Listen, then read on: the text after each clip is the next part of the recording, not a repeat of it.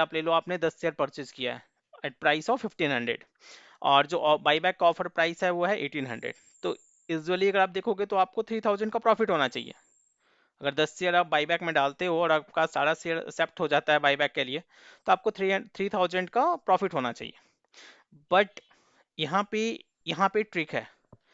अगर यहाँ पे अगर आपके पास इसका इंफॉर्मेशन नहीं है टैक्सेशन का, और अगर आप 30% टैक्स ब्रैकेट में स्लैब में आते हो, तो डेफिनेटली आपके लिए लॉस होगा, डिस्पाइट ऑफ 19% और 20% वट एवर जितना प्रीमियम प्राइस आपको बाईबैक में मिल जाए, बट अल्टीमेटली वो आपको नुकसान ही होगा।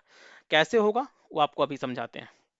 आपको ये स्क्रीन दिख रहा है, यहाँ पे जो परचेज प्राइस मैंने कंसिडर किया दैट इज 1500, बाईबैक का जो ऑफर प्राइस है वो है 1800, नंबर ऑफ शेयर आपने 10 परचेज कर रखे हो अपने आपके पोर्टफोलियो में है, और ये 10 शेयर को आप बाईबैक में सबमिट करोगे, पार्टिसिपेट करोगे, और आपका मैं यहाँ पे एज्यूम कर रहा हूँ कि आपका 10 आउट ऑफ 10 शेयर बाईबैक के लिए एक्सेप्ट हो जाता है।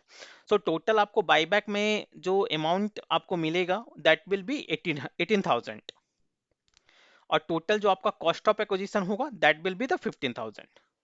सो अगर ऐसे ओवरऑल देखें तो आपको 3000 का प्रॉफिट होगा। बट जो न्यू रूल आए हैं बाईबैक का, उसमें ये है कि जो बाईबैक का टोटल अमाउंट होगा वो आपका total amount long term capital gain या शॉर्ट टर्म कैपिटल गेन नहीं होगा, बल्कि वो आपको dividend as a dividend treat होगा। जैसे डिविडेंड में अगर आपको 3000 या 1000 का जो भी डिविडेंड मिलता है, तो उसका जो टैक्सेशन जो होता है that will be on the basis of your tax bracket. So अगर आप 30, अगर मेजर अगर आप 30% टैक्स ब्रैकेट में हो या मोर देन 50 लैक्स है, तो उसका तो 30 से भी ज्यादा जाता है। तो उस केस में मैं यहाँ पे एज्यूम कर रहा हूँ कि आप 30% टैक्स ब्रैकेट में हो, क्योंकि यूजुअली जो भी मैक्सिमम जो इन्वेस्टर हैं अभी और जो मेजर स्टैक होल्ड कर रखे हैं जिनकी पोर्टफोलियो अच्छी है, डेफिनेटली वो 30% टैक्स ब्रैकेट में होंगे ही, नहीं तो उससे नीचे में तो आपको इन्वेस्टमेंट को लेकर के कोई भी शेयर मार्केट में नहीं आता मैक्सिमम केस में। वो लोग एफडी वगैरह पे जाते हैं क्योंकि थोड़ा बहुत पैसे बचाते हैं और वो पैसे को भी वो रिस्क पे नहीं डालेंगे। तो मेजर जो इसके इन्वेस्टर होते हैं वो 30%, जो भी स्टॉक मार्केट में इन्वेस्ट करते हैं मैक्सिमम का यही सीन है। अब तो काफ़ी ज़्यादा लोग करने लगे हैं, बट मैक्सिमम का 30% से ज़्यादा ही होता है।